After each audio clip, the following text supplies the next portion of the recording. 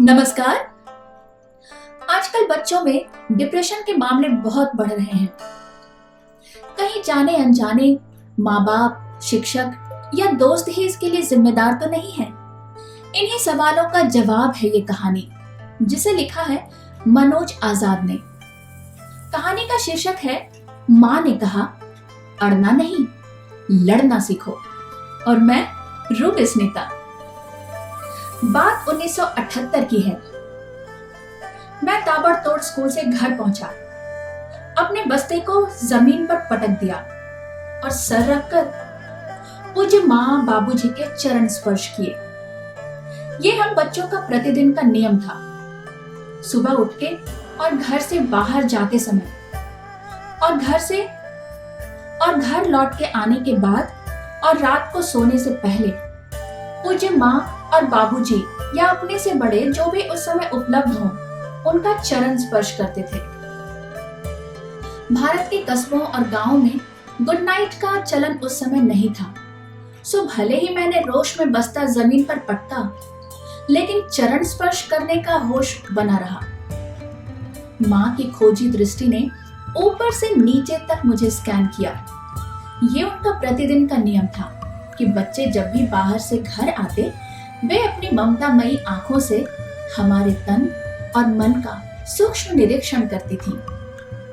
हमें ये एहसास हो जाता कि माँ हमारे हृदय में बैठ के हमारे सत्य से भिज्ञ हैं।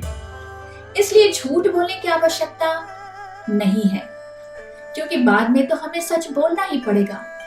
इसलिए बात की शुरुआत अगर सच से ही हो तो अच्छा है।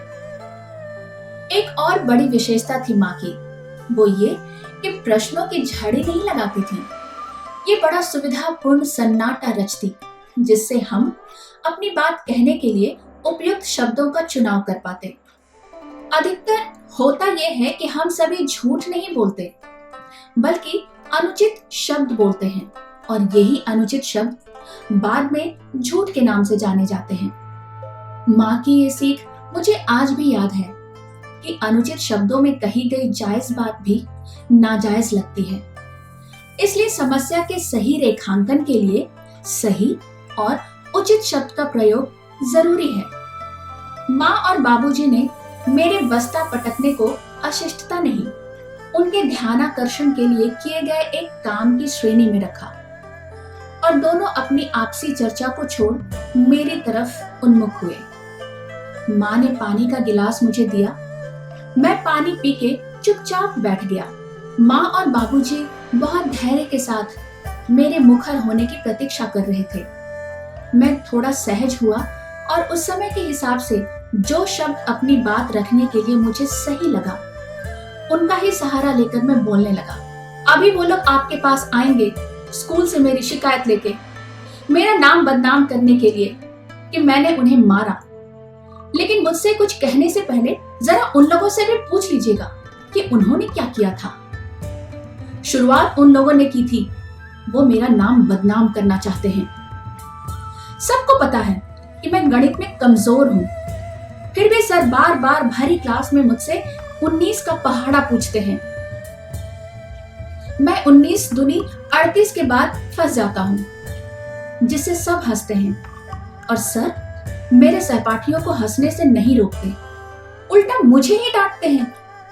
ठीक है, न्याय के अनुसार क्लासरूम की बात क्लासरूम में खत्म हो जानी चाहिए, लेकिन नहीं, वे आधी छुट्टी में कबड्डी खेलते हुए 3-4 प्लेयर जब मैं मार देता हूँ और वो हारने लगते हैं, तो विपक्षी खिलाड़ी मुझसे 19 का पहाड़ा पूछने लगते हैं, जिससे मुझे गुस्सा आता है। तब मैं उनकी पिटाई करता हूँ, और सर को लगता है कि मैं हमेशा लड़ता ही रहता हूँ। ये हफ्ते की चौथी घटना थी जब मैं केस शुरू होने से पहले ही एंटीसिपेटरी बेल लगा रहा था, क्योंकि बाबूजी का कहना था कि तुम बाहर से पिट के आए तो घर में भी पिटोगे, और यदि तुम्हारी कोई शिकायत घर पर आई तब तो तुम पिटोगे ही। सो हमारे ऊपर ये दोहरी जिम्मेदारी थी कि एक तो पिटने से बचो, और दूसरा यदि किसी को पीटो तो यह निश्चित करो कि वो शिकायत लेकर घर न पहुंचे। आज लगता है पूज्य बाबूजी का वो मंत्र कितना कारगर था। उनके इस नियम के कारण मुझे सामने वाले को तौलने और पौलने या तौल कर पौलने की दृष्टि मिली। साथ ही मार कर पुचकारने का हुनर भी सिद्ध हुआ। माँ ने ध्यान से मेरी बात सुनी, फिर धीरे से पूछा, और कुछ कहना है या कह चुके? मुझे मौन देखकर वे बोली, अच्छा तो बताओ, तुम स्कूल क्यों जाते हो? मैंने कहा, पढ़ने के लिए। उन्होंने फिर पूछा, पढ़ने से क्या मिलता है? मैंने कहा, ज्ञान। वे बोली, ठीक है, अब ये बताओ, ज्ञान किसे कहते हैं? अब मैं सोच में पड़ गया। मैंने देखा कि पूज्य बाबूजी भी मंद मंद मुस्कुराहट लिए पूरी तन्मयता से माँ को सुन रहे हैं। बाबूजी माँ से जितना प्रेम करते थे, उससे कहीं अधिक वे उनका आदर करते थे। माँ उस बात से बेखबर पूरा ध्यान मुझ पर केंद्रित किए हुए थी। मुझे मौन और समझने की स्थिति में देखकर वो बोली, ज्ञान हमें अड़ना भी सिखाता है और लड़ना भी। मैं चाहती हूँ कि तुम अड़ना नहीं, लड़ना सीखो। लड़ना समझते हो? मैंने कहा, जी। मारना पीटना? नहीं, मारना पीटना और लड़ने में अंतर है। मारपीट में या तो तुम किसी को हराते हो या कोई तुमको हराता है, लेकिन लड़ने में किसी को हराने का नहीं, जीतने का भाव होता है। अपनी कमजोरियों से लड़ना मतलब कमजोरियों को जीतना। परिस्थिति से लड़ना यानी परिस्थितियों पर विजय प्राप्त करना। जीतने की इच्छा सकारात्मक भाव है और मारपीट करके किसी को हराने की इच्छा नकारात्मक ऊर्जा।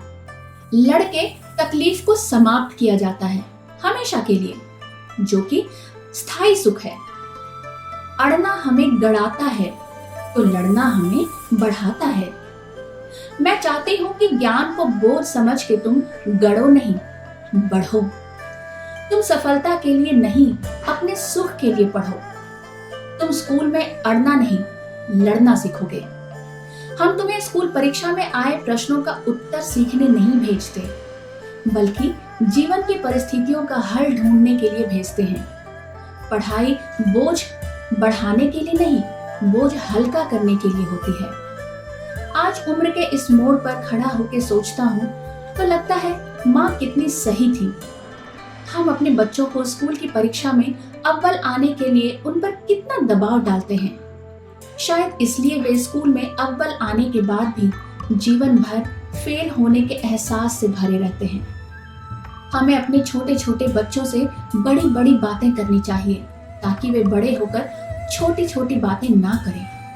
क्योंकि छोटे बच्चों के मुंह से बड़ी बड़ी बातें सुनना यदि हमें सुखद लगता है, तो बड़ों के मुंह से छोटी बातें सुनना कष्टकारी होता है। बस यहीं तक थी ये कहानी। उम्मीद है आपको अच्छी लगी होगी। अपने बच्चों को भी खुश रखिए, आप भी खुश रहिए और इंतजार कीजिए मेरी अगली कहानी का। लेकर फिर से हाजिर होंगी। पर जाने से पहले एक छोटी सी रिक्वेस्ट, मेरे चैनल को सब्सक्राइब कीजिए और मेरे वीडियोस को खुल के शेयर कीजिए अगर आपको पसंद आ रहे हैं। धन्यवाद।